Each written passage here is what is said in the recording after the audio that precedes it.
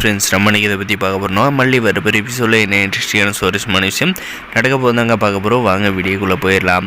இந்த ராஜேஸ்வரி சூழ்ச்சியால் நம்முடைய மல்லி பார்த்திங்கன்னா டிவோர்ஸ் பத்திரத்தில் வந்து கையெழுத்து போட வேண்டிய சூழ்நிலை வந்துருந்துங்க. இதுக்கப்புறம் நம்முடைய மல்லி சொல்ல முடியாத கஷ்டத்தால் பார்த்திங்கன்னா போயிட்டு தனியாக அழுதுகிட்டு இருக்கேன்.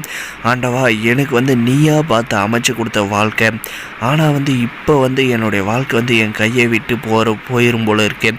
நான் ஆசைப்பட்டு எதுவுமே எனக்குன்னு கேட்டதில்லை. எனக்குன்னு ஆசைப்பட்டது விஜய் மட்டும்தான். ஆனால் அதுவுமே எனக்கு கிடைக்காத பண்ண போகிறீங்க. இதுக்கு மேலே இந்த உலகத்தில் நான் உயிரோடு இருந்து என்ன பிரயோஜனம் அப்படின்ற மாதிரி பார்த்திங்கன்னா ரொம்பவுமே மனதளவில் பாதிக்கப்பட்டு யோசிச்சுட்டு அழுதுகிட்டு இருக்குங்க. இந்த சமயத்தில் நம்ம அன்னபூர்ணியம்மா மல்லி, நீ எந்த பேப்பரில் நீ கோர்ட்லேயே போயிட்டு கையெழுத்து போட்டு வந்தாலையும் அதை பற்றி எனக்கு கவலை இல்லை. எனக்கு தெரியும் விஜய் தம்பியோட மனசு. அவர் எப்பயுமே உன்னை வெளியில் வெறுக்கிறவ தவிர உள்ளே உன் மேலே அன்பெல்லாம் நிறைய வச்சுருக்காரு. கண்டிப்பாக நான் சொன்ன வார்த்தையை உனக்கு நிறைவேற்றியே ஆகும். இன்னமும் விஜய் சேர்க்காத இந்த வீட்டை விட்டு நான் வெளியே போக மாட்டேன்.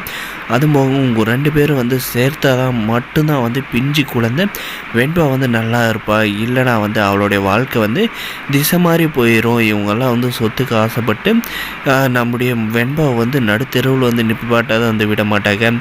அப்படின்ற மாதிரி நம்முடைய அன்னபூர்ணியம்மா சொல்கிறாங்க. அடுத்த பெரியம்மா, நான் என்ன பண்ணுறதுன்னு எனக்கு தெரியல.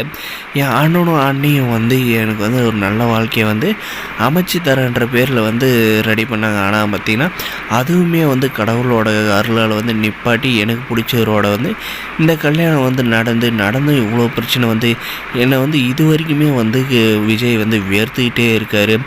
அதனால் என்னால் என்ன செய்கிறதுனே தெரியல. இவங்கெல்லாம் முன்ன மாதிரி இருந்ததுனால இவங்களெல்லாம் தண்ணி குடிக்க வச்சுருப்பேன். ஆனால் என்னால் இப்போ எதுவுமே பண்ண முடியல. விஜய் சாரும் எனக்கு சப்போர்ட் இல்லை. அவருக்கு நான் துரோகம் பண்ணிட்ட மாதிரி என்னை பார்க்குறாரு. நான் அவர்கிட்ட ஒரு வார்த்தை பேசினாலே அவர் எரிஞ்சு விழுறாரு. இதில் நான் அவர் கூட சேர்ந்து வாழ்வேனான்னு தெரியல. ஆனால் அவர் இல்லைன்னா நான் இந்த உலகத்தில் வாழ மாட்டேன்றது மட்டும் எனக்கு நல்லா தெரியுது. அப்படின்ற மாதிரி நம்மளுடைய மல்லி சொல்லுது. பார்த்திங்கன்னா அன்னபூர்ணியம்மா இன்னி எல்லாம் எதுக்கு இந்த மாதிரியெல்லாம் யோசிக்கிறேன். உனக்காக பார்த்திங்கன்னா ஒரு பிஞ்சு குழந்தை வெண்பா இருக்கா. உன் மேலே அன்பை எவ்வளோ செலுத்துகிறான்னு உனக்கு தெரியும். நீயும் அதே அளவு அதோட அதிகமாக தான் செலுத்துகிறேன்.